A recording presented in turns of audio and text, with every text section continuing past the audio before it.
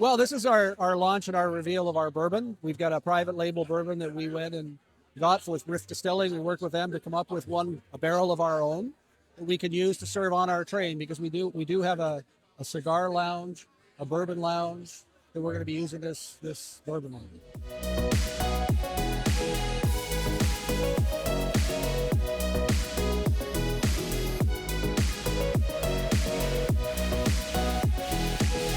You are watching SGTV, Socially Good Television.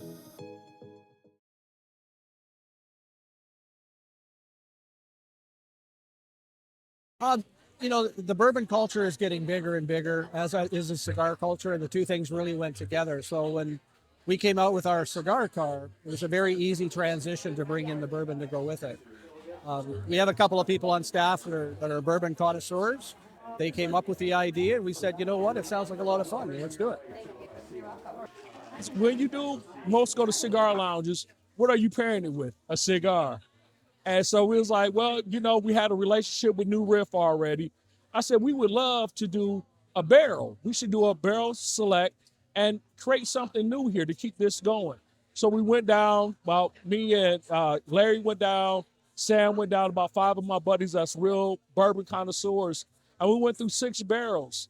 And we sat down and we came up with barrel number 5 in the 5th row, in the 5th section, and it was the 5th pick. And it just worked out great for us. So now we have something to pair our cigars with. That's something, again, that's never been done here.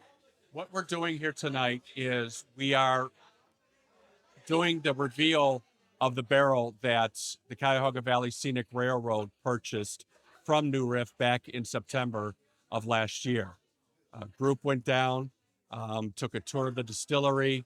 They were able to taste 5 different barrels and picked one that they thought was the best, and I think is one of the best barrels that we could get.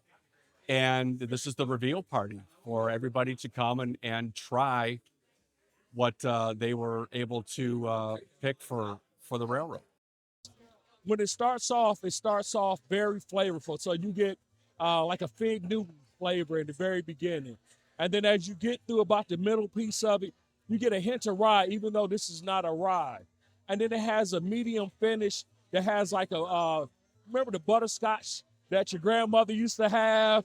That's what you get on the end. Very smooth, very mellow, no burn. So for a 6-year, very good pick, very good flavor. And it's something that you can pick up and drink. It's an everyday drinking. It's not harsh.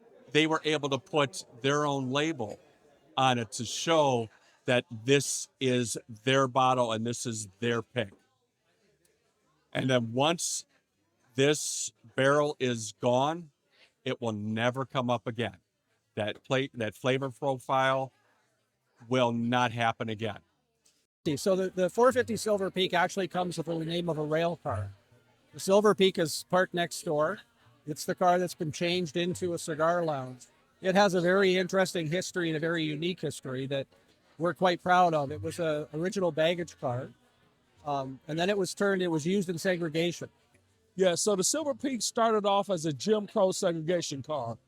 We bought it back in, I want to say, 1998. And we were getting ready to get rid of it because we found out the history behind it being a Jim Crow car. And I said, no, let's not do that. Let's change the history of this car. We don't want it to die with this history that's on it. So where it was meant to tear everybody apart, I said, let's make it into a cigar lounge. The leaf brings everybody together. And that's what we did. We turned it into the Silver Peak 450 Cigar Lounge car, the only one to run through a national park anywhere in the world. So now where it was meant to tear people apart, it brings people together. At their very basis, railroads are about connecting people. So our mission is really to make sure that we connect people throughout this valley from one end to the other and to bring people into the national park so they can experience it.